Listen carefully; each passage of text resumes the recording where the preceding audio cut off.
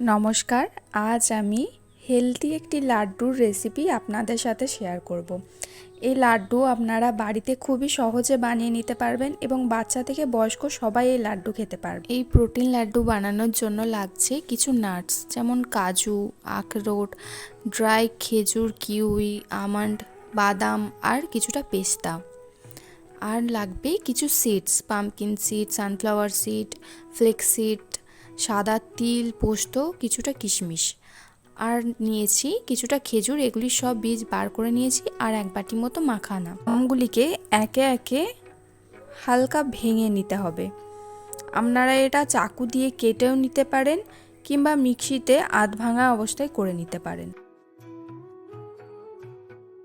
দেখুন, এভাবে সব নাটসগুলিকে আমি ভেঙে নিয়েছি। এবার একটি কড়াইয়ে মাখানাগুলিকে ড্রাই রোস্ট করে নেব।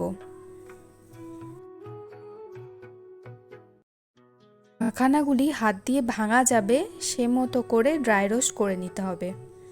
এবার এগুলিকে একটি প্লেটে তুলে রাখছি। এবার ওই কড়াইয়ের মধ্যেই দিয়ে দিচ্ছি সিডসগুলি। এগুলি দিয়েও ভালোভাবে নাড়াচাড়া করে নিতে হবে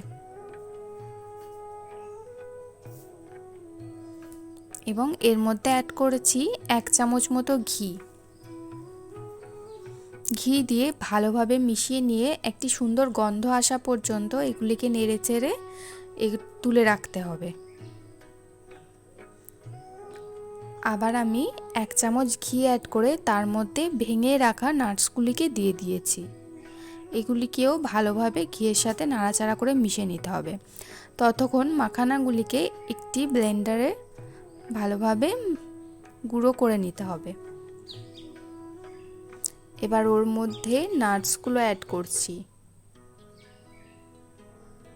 আর অ্যাড করেছি যে সিডসগুলো ভেজে নিয়েছিলাম সেগুলিও।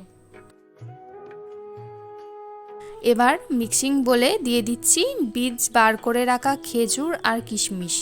এটিকেও ভালোভাবে মিক্স করে নিতে হবে।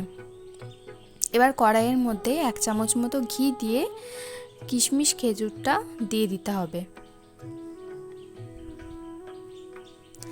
এই লাড্ডুগুলির মধ্যে বাইন্ডিংয়ের কাজ করবে কিন্তু এই খেজুর। আমি আর কোনো চিনি বা গুড় এখানে অ্যাড করিনি। এবারে দিয়ে দিতে হবে 1 চামচ মতো এলাচের গুঁড়ো।